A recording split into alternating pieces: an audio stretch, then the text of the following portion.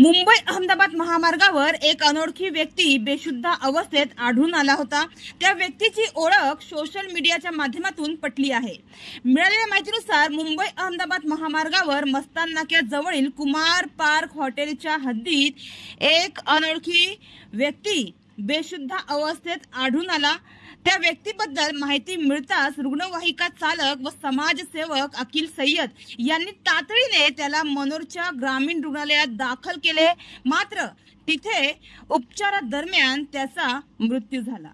तर तो अनोळखी असल्याने सोशल मीडिया ग्रुपवर त्या व्यक्तीबद्दल माहिती देण्यात आली।